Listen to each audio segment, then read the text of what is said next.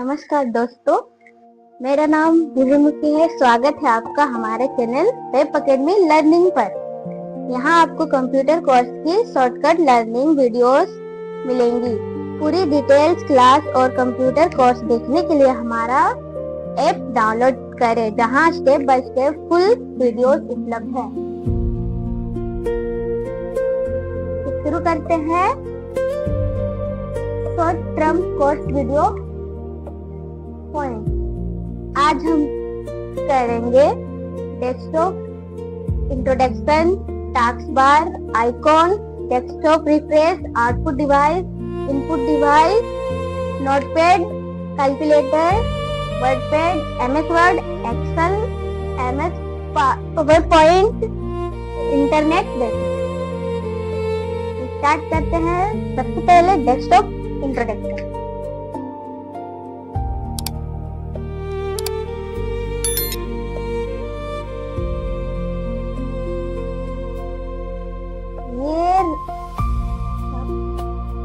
ये area desktop और ये सारे हमारे आइकॉन, ये है टास्क बार। आपने डेस्कटॉप इंट्रोडक्शन तो देख ही लिया होगा, साथ में टास्क बार भी एक्सप्लेन हो ही गया है, आइकॉन भी आपको एक्सप्लेन हो गया है। तो चलिए डेस्कटॉप रिफ्रेश समझाते हैं कैसे होगा।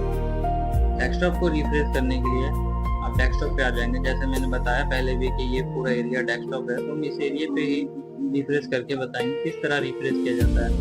आपके माउस पे राइट क्लिक होगा, अपने माउस के राइट क्लिक को क्लिक करें। जैसे क्लिक करेंगे आपको थोड़े नीचे पे आने पे रिफ्रेश मिलेगा।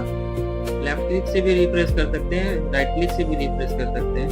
इस तरह से कुछ टाइम आप रिफ्रेश करें जिससे आपका हैंड फ्री हो सकता है, माउस चलाने में आपको सुविधा मिलेगी, आप माउस अच्छे से चला पाएंगे। तो जब आपको ऐसा लगे कि जब आपका रिफ्रेश का स्पीड अच्छा बढ़ गया है तो आप माउस कंट्रोल कर सकते हैं। साथ ही में जब आपको माउस कंट्रोल करना सीखना है तो आप चारों तरफ माउस को इस तरह से राउंडिंग कर सकते हैं कि आप एक कम एरिया पे क्या आप पूरे राउंड कर पा रहे हैं इस तरह से। तो इस तरह अपने आप को प्रैक्टिस करते रहें तो रिफ्रेश आप सीख गए होंगे। रिफ्रेश से क्या होता है हम आगे जाके आपको बताएंगे कि रिफ्रेश करने से हमें किस तरह से स्क्रीन को रिफ्रेश कर रहे हैं पता लग जाए। तो नेक्स्ट टॉपिक पे आते हैं। नेक्स्ट टॉपिक हमारा क्या है, इनपुट डिवाइस और आउटपुट डिवाइस। जैसे कि मैंने इनपुट डिवाइस और आउटपुट डिवाइस कुछ नोटपैड पे पहले ही टाइप करके रखा है, तो मैं ये आपको दिखा देता हूँ। ये रहा हमारा। तो इनपुट डिवाइस पे देख रहे होंगे कि पहले मैंने कीबोर्ड दिया है, फिर माउस और स्कैनर है, माइक्रोफोन है, वेबकैम है। ये इनपुट डिवाइस क्यों है मैं इसको एक एक को आपको अच्छे से बताऊंगा। इस तरह ही मैंने आउटपुट डिवाइस को बताया, monitor, printer, speaker, projector, headphone. आप तो आउटपुट डिवाइस अच्छे से समझ पा रहे होंगे क्योंकि जिस चीज को आप देख पा रहे हो, जैसे कि मॉनिटर की जो आउटपुट आपको मिल रही है, जो भी आप मॉनिटर पे कर रहे हो उसका आउटपुट आपको मिल रहा है, मतलब आपको सामने से वो दिख रहा है, तो वो इसीलिए आउटपुट हुआ मॉनिटर। इसी तरह प्रिंटर, जब आप प्रिंट करते हो तो पेज बाहर आता है, ना कि पेज अंदर जाता है। तो जब प्रिंट होके बाहर आया तो इसे प्रिंटर आउटपुट डिवाइस कहलाया। इसी तरह स्पीकर है हमारा, जैसे कि स्पीकर पे हमारा आवाज बाहर आ रहा है, ना कि उसके अंदर जा रहा है, तो ये भी आउटपुट डिवाइस। प्रोजेक्टर, जब आप प्रोजेक्टर पे पिक्चर या क्रिकेट देखते हो तो उसकी एक रोशनी फ्लैक्स करती है बाहर पर्दे पे, तो उसे हम प्रोजेक्टर ही कहते हैं इसीलिए। हेडफोन पे भी आपकी आवाज जो है बाहर आ रही होती है कान पे आपके, इसीलिए ये आउटपुट पे आए सारे। कीबोर्ड, जब भी आप कीबोर्ड से कुछ टाइप कर रहे हो उसकी जो टाइपिंग है वो अंदर पे टाइप हो रही है। जैसे आपने नोटपैड पे कुछ टाइप किया तो वो उसके अंदर हो रहा है, ना कि कुछ बाहर कुछ टाइप हो रहा है, इसीलिए इनपुट डिवाइस।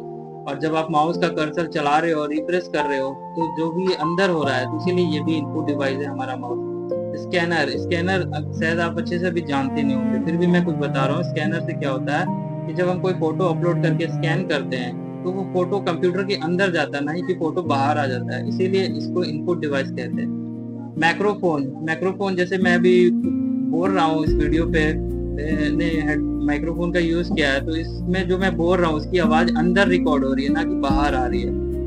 इसी तरह वेबकैम है। वेबकैम में जब हम कैमरा ऑन करते हैं अपने डेस्कटॉप का, अगर मैं लैपटॉप को ऑन करूँ तो हमारा ये वेबकैम का व्यू कैमरे पे दिखेगा, सारा हमारी फोटो दिखेगी, ये इसके अंदर दिख रही है, ना कि फोटो बाहर आ रही है, तो इसीलिए इनपुट डिवाइस। तो हो सकता है शायद मैंने आपको जल्दबाजी पे बता दिया हो, क्योंकि शॉर्ट टर्म कोर्स है तो मैं इसे क्लियर नहीं कर सकता।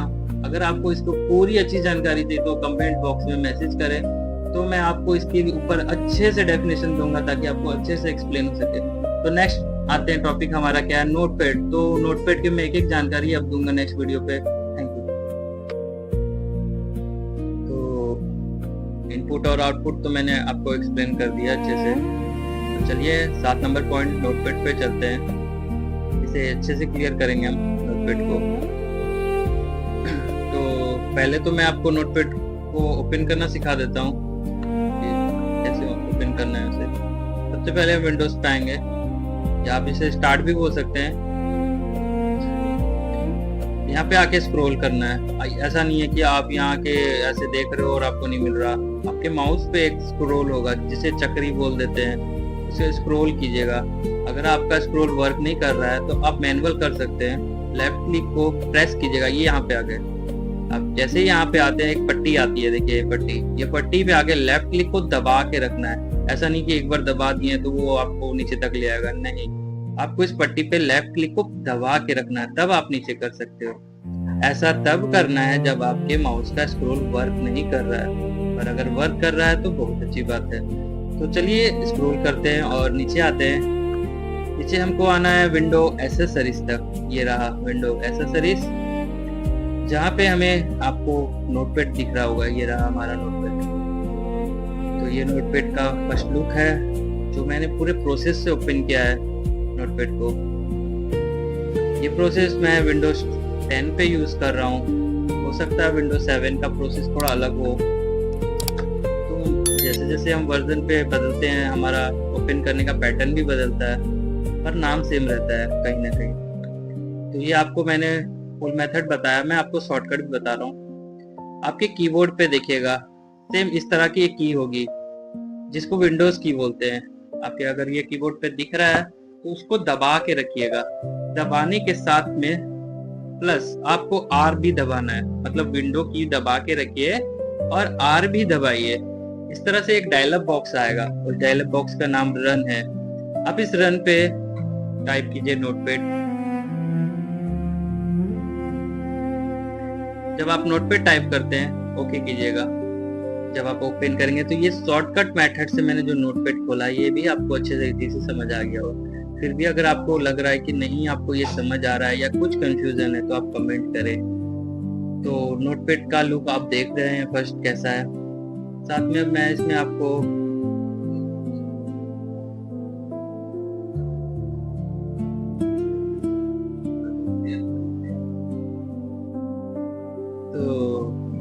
नोटपैड पे आपको काफी मेन्यू दिख रहा है, जैसे फाइल है, एडिट है, फॉर्मेट है, व्यूज है, हेल्प है।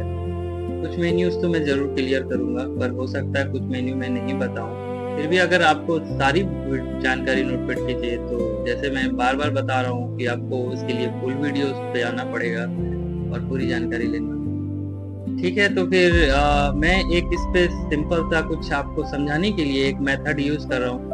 तो पहले तो मैं आपको एक चीज और सिखा दे रहा हूँ। फॉर्मेट पे आके फॉन्ट पे आएंगे तो हम साइज बदल सकते हैं, साथ में हैंडराइटिंग भी बदल सकेंगे। ये रहा हमारा हैंडराइटिंग की किस तरह का हमें हैंडराइटिंग चाहिए जो हमें लिखना है। तो सारी डिजाइन आपको दिख ही रही है, जो आपको चॉइस अच्छा लगे वो आप ले लीजिएगा। तो फिलहाल और देरी ना करते हुए मैं कुछ भी फिलहाल ले रहा हूँ और कुछ साइज एक बढ़िया ले लेता हूँ। ये साइज ले लिया। मैं एक सैंपल मेथड पे समझाने के लिए कर रहा हूँ, आप कुछ भी टाइप कर सकते हैं नोटपैड पे वैसे तो।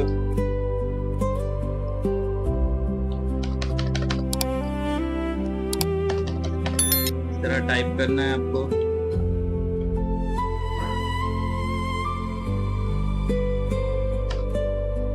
जो मैं स्पेस दे रहा हूँ वो स्पेस बार की से दे रहा हूँ लैपटॉप के।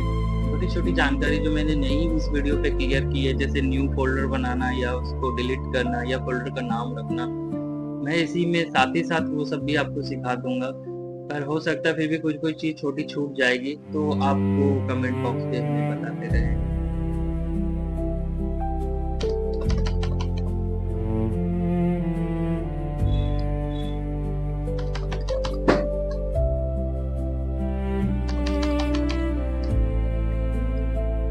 तो मैं एक ये बना रहा हूँ कि जो बच्चों ने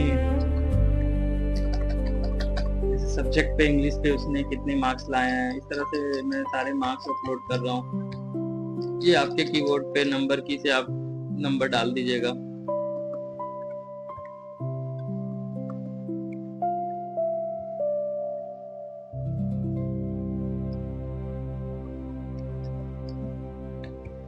जब भी कुछ गलती होती है आपके कीबोर्ड पे बैकस्पेस की होगा, मैं आपको बैकस्पेस की दिखाता हूँ। रुको,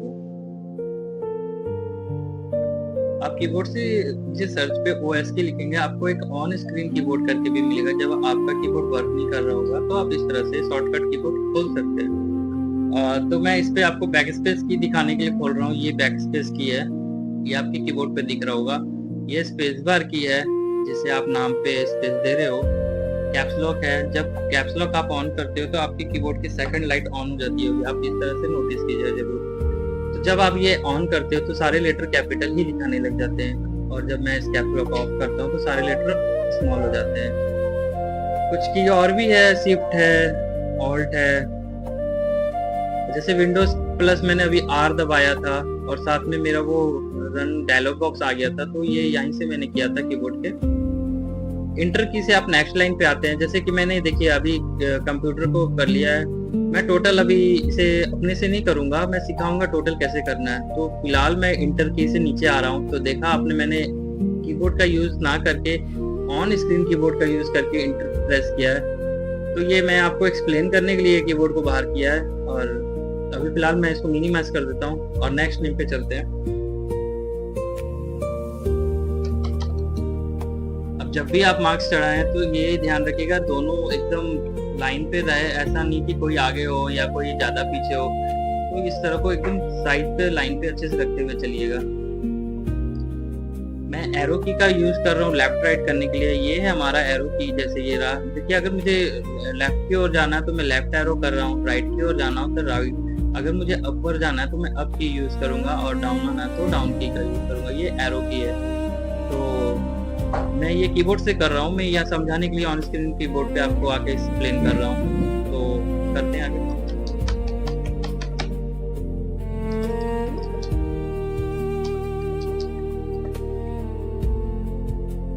तो जब भी इस तरह से अगर हो जाए कि आपने 85 लिख दिया, तो आप 85 को देख रहे हो कि थोड़ा वो इधर ज्यादा आ गया है, तो कोशिश करेंगे कि कीबोर्ड से एरो की को उधर करें, इस एरो को, ना कि माउस से। बार बार माउस मत छुए नोटपैड पे टाइपिंग करते समय, कीबोर्ड से ही यूज करें। तो कीबोर्ड से मैं एरो की लेफ्ट की यूज करके इधर आया हूँ, साथ ही बैक स्पेस का यूज कर रहा हूँ। तो अब वो दोनों एक सेम लाइन पे आ गए। रिटर्न में इस एरो पे आने के लिए एरो की का यूज कर रहा हूँ, फिर स्पेस, अगेन स्पेस स्पेस करके मैं नेक्स्ट नंबर पे दे रहा हूँ। मैं तो कुछ अपने से नंबर दे रहा हूँ, आप परफेक्ट रिजल्ट भी बना सकते हो। मैं अभी इस पे और भी नाम लिख सकता हूँ, पर मैं चाहता हूँ कि ये आप खुद बनाएं। आपको समझ आ गया होगा किस तरह मैंने ये दोनों किया है। इस तरह अब मैं टोटल करने के लिए मैं आऊंगा, कैलकुलेटर का यूज करूंगा। अब मैं कैलकुलेटर ओपन करने के लिए दो मेथड का यूज करूंगा, मैं दोनों बताऊंगा आपको।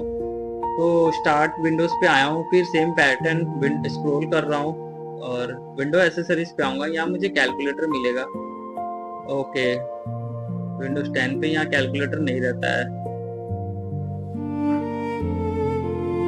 कैलकुलेटर विंडोज 10 पे आपको बाहर ही मिल जाएगा, ये सबसे अच्छी बात है। बट अगर आप विंडोज 7 यूज कर रहे हो या पुराने वर्जन के ऑपरेटिंग सिस्टम यूज कर रहे हो, तो वहाँ आपको ना एसेसरीज पे ही मिलता है कैलकुलेटर। पर यहाँ विंडोज 10 में उसने शॉर्टकट पे ही कैलकुलेटर रख दिया है, तो ये बहुत बढ़िया है। ये रहा हमारा कैलकुलेटर। अब आप देख रहे हो कि मैं इसको लेफ्ट राइट कैसे कर दे रहा हूँ मैनेज। तो जहाँ कैलकुलेटर लिखा है ना, वहाँ पे लेफ्ट क्लिक प्रेस करके रखिएगा, प्रेस करके रखे हुए, एंड देन आप जिधर चाहोगे उधर ले जाओगे। तो जहाँ आपको अरेंज करना है वहाँ ले जाइएगा। तो ये था मेथड कैलकुलेटर ओपन करने का। अब मैं साथ में शॉर्टकट पे भी बताऊंगा कैसे ओपन करना। विंडो प्लस R दबाएंगे, फिर से रन डायलॉग बॉक्स आ जाएगा। इस पे मैं टाइप करूंगा CALC, देन ओके टाइप करेंगे, हमारा शॉर्टकट पे कैलकुलेटर आ जाएगा। ये रहा। अब जो संख्या आपने निकाली अमित की, इंग्लिश पे 85, मैथ पे इंग्लिश पे 57, मैथ में 85, हिंदी में 55, साइंस में 74 और संस्कृत में 85 और कंप्यूटर पे 65। तो हमें इसे कैलकुलेट करना है, और अगर हम अपने माइंड से कैलकुलेट करेंगे तो टाइम लगेगा, इसीलिए कैलकुलेटर का यूज कर रहे हैं।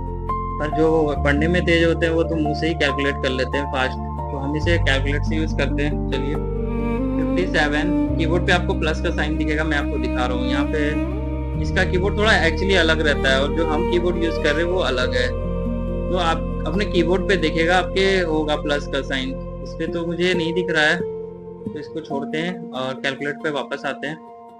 57 कीबोर्ड के प्लस में से प्लस कीजिएगा, 85 कीजिएगा, प्लस कीजिएगा, 55 प्लस 74 प्लस 85 प्लस 65 प्लस, तो लास्ट में जो 421 आया है, आपको माउस को लेफ्ट क्लिक यहाँ लेके आना है, देन स्पेस की प्रेस कीजिएगा, यहाँ पे टोटल पे आके 421 टाइप कर दीजिएगा। इसी तरह नेक्स्ट पे आते हैं। नेक्स्ट को कैलकुलेटर करने के लिए हमारा टास्क बार पे ऑलरेडी कैलकुलेटर खुला हुआ है, तो दोबारा कैलकुलेटर खोलने की जरूरत नहीं है। ऐसा नहीं है कि खुला हुआ स्टार्टअप पे जाके फिर से ऑन कर रहे, नहीं, आपका कैलकुलेटर ऑलरेडी यहाँ पे है। तो मैं देख रहा हूँ मेरे 2 कैलकुलेटर यहाँ में, तो मैं एक कैलकुलेटर को कट कर देता हूँ और एक को ऑन रखता हूँ। अब मुझे जो पुरानी वाली कैलकुलेटिंग की हुई है उसको क्लियर करता हूँ इसी से, ये क्लियर हो गया। मैं नेक्स्ट कैलकुलेट करूंगा 85 प्लस 55 प्लस 75 प्लस 85 प्लस, गलत हो गया कुछ, 85 प्लस 55 प्लस, गलत कुछ जल्दी कर रहा हूँ इसीलिए sir. 85 plus 55 plus 77 plus 85 plus again 85 plus then 75, total 462 आया हमारा। तो मैं इसको लिख देता हूँ, मतलब टाइप कर देता हूँ 462 ना, 462 ये हमारा रहा। तो जैसे ही आप देख रहे हो कि मैंने एकदम परफेक्ट इसे स्ट्रेट रखा है, तो आप भी इसे एकदम स्ट्रेट रखते हुए टाइप कीजिएगा। इसी तरह आपको जो है नेक्स्ट नेम करना है और भी इस तरह से 5, 6, 10 नेम लिखे, ताकि आपका जो स्किल इस पे अच्छा से बैठे, हैंड अच्छे से काम आपको समझ आए कैसे करना है। तो फिलहाल मैं अभी नहीं, अभी इस वीडियो पे सिखा रहा हूँ। नेक्स्ट वीडियो पे मैं आपको इसके ऊपर और भी सिखाऊंगा कि जो मैंने डेटा बनाया है मैं उसको सेव कैसे कर सकता हूँ, क्या मेरा डेटा सेव हो रहा है तो वो कहाँ हो रहा है, और मैं फोल्डर बनाना भी नेक्स्ट वीडियो पे सिखाऊंगा। साथ में मैं इस पे आपको कॉपी पेस्ट की प्रोसीजर भी यूज करना सिखाऊंगा। तो आज इस वीडियो के लिए इतना ही काफी है, नेक्स्ट वीडियो पे मिलते हैं। अगर इस वीडियो पे फिर भी कुछ कमी या मिस्टेक हुई है तो आप हमें बताएं, हम आपको फुल वीडियोस पे डिटेल्स देंगे। धन्यवाद। तो जैसे आपने कल देखा कि टोटल मैंने कैसे किया, नोटपैड पे कैलकुलेटर का यूज किया और मैंने उसका टोटल निकाला था। उसी तरह आप बाकी का होमवर्क पे सारा कर लेना। मैंने सिर्फ 2 स्टूडेंट का किया था, आप होमवर्क पे इसको 5 स्टूडेंट का कीजिएगा टोटल, और जो उसकी अलाइनमेंट है उसे स्ट्रेट रखिएगा। जैसे कि ये इसको कह रहा हूँ, इसके अलाइनमेंट को हमेशा सीधा रखिएगा, नंबर जो है ना एकदम स्ट्रेट आए एकदम। जैसे ये हुआ और मैं नीचे आया तो सेम अलाइनमेंट रख के ऐसे कीजिएगा। देखिए अलाइनमेंट स्ट्रेट रखिएगा। इसी तरह आप नोटपैड पे आके फॉर्मेट पे आएंगे तो फाउंड पे आएंगे,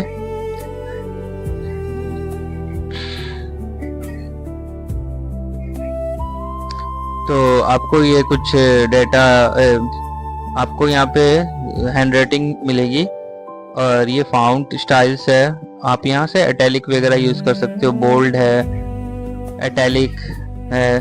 तो जैसे आपको कोई हैंडराइटिंग यहाँ पे पसंद है तो आप उस हैंडराइटिंग को ले लीजिएगा। जैसे मैं अभी फिलहाल कोई कर्सिव राइटिंग देख रहा हूँ, ये रही, और कुछ साइज को यहाँ से ले सकता हूँ। ओके करूँगा, सेम वही हैंडराइटिंग हमारे पास आ जाती है। तो जैसे मैंने आपको कल सिखाया, तो कल मैंने ये नहीं बताया था आपको कि फाइल को सेव कैसे करना है, तो मैं आज के इस स्टेप पे उसे सेव करना सिखाऊंगा। साथ ही आज इस वीडियो पे मैं आपको वीडियो पे ये भी सिखाऊंगा कि हमें न्यू फोल्डर कैसे क्रिएट करना है, उस फोल्डर को डिलीट कैसे करना है, और उस फोल्डर को अगर डिलीट करके रिसाइकिल बिन से निकालना चाहे तो वो कैसे निकलेगा। मैं सारे स्टेप आज क्लियर करूंगा इस वीडियो पे। तो स्टार्ट करते हैं। सबसे पहले तो मैं कल जो फाइल सेव की थी वो दिखा रहा हूँ आपको। तो उसके लिए ओपन पे आएंगे, फाइल पे आएंगे, फाइल पे आके ओपन करेंगे। मैंने वो फाइल कल डेस्कटॉप पे रखी थी, ओपन करूंगा, ये रही, यही थी वो फाइल। फाउंड पे आऊंगा, मैं अभी फिलहाल राइटिंग को सिंपल कर दे रहा हूँ फिर से, ये रही। ये बात याद रखिएगा, अगर आप किसी टेक्स्ट को लिखते हैं, उसके बाद उसकी हैंडराइटिंग बदलेंगे तो सारी अलाइनमेंट इधर उधर हो सकती है।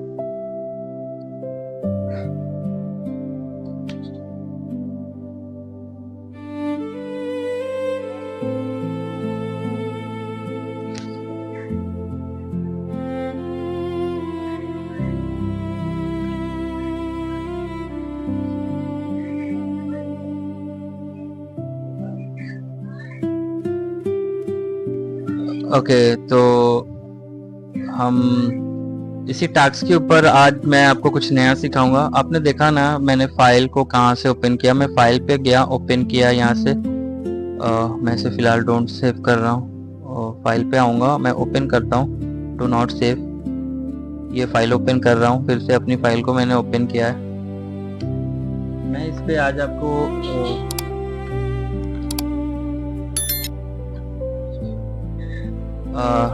तो इस पे आप टोटल 5 स्टूडेंट का कीजिएगा। इंटर प्रेस कर रहा हूँ, तो इसी तरह नेक्स्ट स्टूडेंट भी मैं लिखूंगा अभी।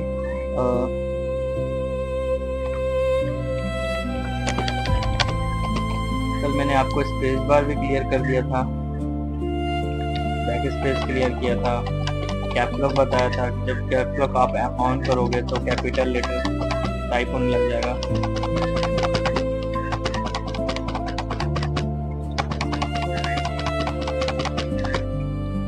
फिर भी अगर आपको कोई कंफ्यूजन होगा तो आप हमें इंस्टीट्यूट के नंबर पे भी मैसेज कर सकते हो कि हम इसे क्लियर कर सके, आपको अच्छे से बेहतरीन से सिखा पाए। तो जस्ट कल मैंने बताया था विंडो प्लस आर दबाएंगे तो रन डायलॉग बॉक्स आएगा, उस पर CLC लिखेंगे तो हमारा कैलकुलेटर ओपन हो जाएगा। तो मैं इसको कैलकुलेट कर लेता हूँ जो मैंने अभी से निकाला है। 45 plus 75 plus 85 plus 25 plus 45 plus 74 plus 349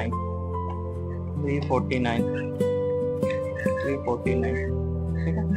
आज मैं इस पे आपको एक और चीज साथ में सिखा दे रहा हूँ, आप इसे भी होमवर्क पे प्रैक्टिस कीजिएगा ताकि आप नोटपैड पे MAX और साथ में MEN मैक्स और मीन जरूर निकालिएगा। मैक्स पे आपको वो बताना होगा कि जो इस लाइन पे सबसे बड़ी संख्या वो देना है। जैसे कि हमें दिख रही है सबसे बड़ी संख्या 85 है, तो हम इसको 85 दे देंगे। और मीन मतलब आपको वो बताना होगा जो सबसे छोटी संख्या इस लाइन पे है वो कौन सी है। तो सबसे छोटी संख्या 57 है। ओके, देन हम नीचे आएंगे, इसी तरह नेक्स्ट उसे भी करेंगे। यहाँ पे भी 85 की संख्या सबसे बड़ी है और सबसे छोटी जो है वो है 55 की। फिर नेक्स्ट देखेंगे, सबसे बड़ी संख्या अगेन 85 है। मैं एक्चुअली ज़्यादा टाइप करता हूँ, लग रहा है 85। और छोटी संख्या 45 है, नहीं सॉरी 25 है। तो इस तरह से मीन मैक्स टोटल आप निकाल लीजिएगा नोटपैड पे। तो अभी मैं आपको सिखा रहा हूँ कि मैं फोल्डर कैसे क्रिएट कर सकता हूँ। अभी डेस्कटॉप पे अगर फोल्डर क्रिएट करना है तो मैं कैसे कर सकता हूँ। मैंने जो अपने टास्क को मिनिमाइज किया है, ये है अपना मिनिमाइज है। जब भी किसी वर्क को आप कर रहे हो, साथ में मल्टी काम अगर कुछ करना है तो आप इसको मिनिमाइज कर लीजिएगा। मिनिमाइज जब भी करते हो तो हमारा जो वर्क है वो ऑलरेडी टास्क बार पे आ जाता है। ऐसा नहीं है कि वो क्लोज हो गया, टास्क बार पे हमारा वर्क आ जाता है। ये है मैक्सिमाइज और रिस्टोर डाउन। जब भी आप मैक्सिमाइज करते हो तो उसकी साइज जो होती है बड़ी हो जाती है, और रिस्टोर डाउन करते हैं तो वो थोड़ा छोटा हो जाता है। इस तरह से हम अलाइनमेंट को भी छोटे बड़ा कर सकते हैं। ये रहा। इसके लिए आपको लेफ्ट क्लिक को प्रेस रखना होगा, तभी ये डाउन कर सकते हो। ऐसा नहीं है कि खाली लेफ्ट क्लिक लाए हो और डाउन कर रहे हो, नहीं, आपको लेफ्ट क्लिक प्रेस करके डाउन करना है। इस तरह से डाउन हो जाएगा। तो आप ये कर सकते हो। क्लोज करोगे तो पूरा टास्क जो है आपका क्लोज हो जाएगा। तो फिलहाल इसको मिनिमाइज करते हैं। और जैसे मैंने बताया कि मैं ये हमारा डेस्कटॉप है, मैंने फर्स्ट वीडियो पे क्लियर किया होगा। हमारी भूमि मैडम ने बताया होगा आपको डेस्कटॉप क्या होता है। तो इस पे हम राइट क्लिक करेंगे, आपके माउस की राइट क्लिक कीजिएगा, आपको यहाँ न्यू मिलेगा। न्यू पे आके आपको फोल्डर पे आना होगा। लेफ्ट क्लिक का यूज कीजिएगा, एक फोल्डर जनरेट होगा। फोल्डर का नाम अपना रख लीजिएगा WEP। आप अपने नाम से भी फोल्डर बना सकते हैं। तो ये हमारा एक फोल्डर बन गया है। तो एक बात याद रखिएगा, अगर फिर से आप एक फोल्डर बना रहे हो और उसका नाम फिर से सेम रख रहे हो तो वो फोल्डर नहीं बनेगा। कंप्यूटर आपसे परमिशन लेगा कि सेम नाम से फोल्डर नहीं बनने वाला। अगर आप इसको यस करते हो तो कंप्यूटर क्या करेगा, आपकी जो पुरानी फोल्डर है ये वाली, वो उसको डिलीट करके इसे क्रिएट कर देगा। तो ऐसी बात को याद रखना है कि सेम नाम से कभी फोल्डर नहीं बनाना है। तो इसे मैं नो कर दे रहा हूँ और फिलहाल इस फोल्डर को भी रहने देता हूँ। और ये अपना एक फोल्डर बन गया। मानिए मैं इस फोल्डर को डिलीट कर देता हूँ। तो डिलीट करने के लिए राइट क्लिक कर रहा हूँ, फोल्डर के ऊपर राइट क्लिक कीजिएगा। आप डेस्कटॉप पे राइट क्लिक मत कीजिएगा, उससे रिफ्रेश कर सकते हो। फोल्डर के ऊपर राइट क्लिक करोगे, डिलीट पे आओगे और डिलीट करोगे तो डिलीट हो जाएगा फोल्डर। जो हमारा फोल्डर डिलीट हुआ वो हमारा इस रिसाइकिल बिन पे गया है। रिसाइकिल बिन पे आएंगे, रिसाइकिल बिन पे आके हमें इस फोल्डर को देखना होगा जो हमारा फोल्डर था। तो हमारे फोल्डर का नाम क्या था उस हिसाब से हमें देखना होगा। वेब नाम से हमें फोल्डर देखना होगा। अगर फाइल कुछ ज्यादा है तो आप यहाँ सर्च पे लिखिएगा फाइल का फोल्डर का नाम क्या है, आपका फोल्डर का नाम तो यहाँ टाइप कर लीजिएगा। तो ये हमारा फोल्डर मिल गया वेब। अगर ये फोल्डर आप चाहते हैं कि ये रिटर्न चल जाए जहाँ से ये डिलीट हुआ है तो आप इसके ऊपर राइट क्लिक करके रिस्टोर कीजिएगा। ये फोल्डर वहीं चल जाएगा जहाँ से ये डिलीट हुआ था। तो आप देख रहे हो डेस्कटॉप पे हमारा फोल्डर वापस आ गया है ना। इसी तरह अब हम इस फोल्डर का नाम को चेंज करना चाहते हैं तो राइट क्लिक करेंगे फोल्डर के ऊपर, यहाँ पे हमें रीनेम मिलेगा। रीनेम करके हम इसके नाम को इस बार WEP1 रख देते हैं। तो ये हमारा एक फोल्डर बन गया वेब1। कई बार ऐसा होता है कि कई लोग फोल्डर बनाते हैं, डेस्कटॉप पर भी बनता है फोल्डर, हमारा जिस पीसी पे भी बनेगा। मैं आपको ये सब क्लियर करूंगा सब क्या है और इसकी प्रॉपर्टीज क्या है, उसकी साइज क्या होती है, GB, MB, KB सब बताऊंगा आगे जाकर। मैं जिस पीसी पे जाने के लिए लेफ्ट क्लिक को डबल क्लिक कर रहा हूँ एकदम फास्ट पे। अगर आप लेफ्ट क्लिक सिंगल ऐसे करके देन अगेन करोगे तो वो ओपन नहीं होगा, रीनेम पे आ जाएगा। तो इसे डबल क्लिक को आपको जस्ट सेकंड पे एकदम डबल क्लिक करना है तो आपको ये इसके अंदर आ जाएंगे। आप इसके अंदर भी आप फोल्डर बना सकते हो, जैसे न्यू वॉल्यूम डी पे आके बना सकते हो, आप न्यू वॉल्यूम ई पे बना सकते हो। तो फोल्डर आप यहाँ पे भी क्रिएट कर सकते हो। हमने फिलहाल अभी डेस्कटॉप पे फोल्डर क्रिएट किया है। तो जैसे अभी मैंने अपना फोल्डर यहाँ पे रखा है तो इस अभी जो मैं नोटपैड पे काम कर रहा था, ये मेरा फाइल जब कंप्लीट हो जाएगा तो मैं इसको सेव एज कर सकता हूँ। और अगर इनकम्प्लीट है तो भी आप सेव कर लीजिएगा ताकि आप नेक्स्ट टाइम इसी फाइल को ओपन करके दोबारा इसके ऊपर वर्क कर पाए। तो मैं फाइल पे गया हूँ, सेव एज पे कर रहा हूँ। आप सेव भी कर सकते हो, सेव एज पे भी कर सकते हो। मैं सेव और सेव एज को अच्छे से क्लियर कर दूंगा आगे स्टेप पर। फिलहाल मैं इसको सेव एज कर रहा हूँ। हमारा जो फोल्डर बना था वो डेस्कटॉप पे बना था, तो यहाँ डेस्कटॉप का ऑप्शन दिख रहा है। डेस्कटॉप पे जब मैं आऊंगा यहाँ पे मेरे को फोल्डर दिखेगा मेरा नाम से वेब1। जब मैं वेब1 पे आया यहाँ फोल्डर फाइल का नाम दूंगा। फाइल का नाम जैसे मैंने यहाँ पे टोटल और मीन मैक्स किया तो टोटल लिख दे रहा हूँ और मीन मैक्स भी लिख देता हूँ। मैंने लिख दिया। अब मैं सेव कर दूंगा। अब मैं क्लोज कर रहा हूँ नोटपैड को। अब मैं वेब1 में आके चेक करूंगा जो मैंने फाइल सेव किया वो आ गया, पर मैं इसके अंदर जाने के लिए डबल क्लिक कर रहा हूँ। अगर आपको डबल क्लिक करने में कुछ प्रॉब्लम हो रही तो आप राइट क्लिक कीजिएगा फोल्डर के ऊपर और ओपन कर लीजिएगा इस तरह से, तो भी आप इसके अंदर आ जाएगा। आप यहाँ देख रहे होगे टोटल पे मीन मैक्स हमारा आ गया होगा। तो आपने इस वीडियो पे अच्छे से सीखा होगा कि मैंने मीन मैक्स कैसे निकाला, मैंने अपने डेटा को ओपन कैसे किया, यहाँ से मैंने सेव कैसे किया, साथ में मैंने ये सीखा कि फोल्डर डिलीट कैसे करना है और उसको रिस्टोर कैसे करना है रिसाइकिल बिन से, फिर फोल्डर का नाम भी चेंज करना सीखा। इसके बाद भी अगर फिर भी कुछ प्रॉब्लम आ रही है तो हमें जरूर बताएं। Thank you.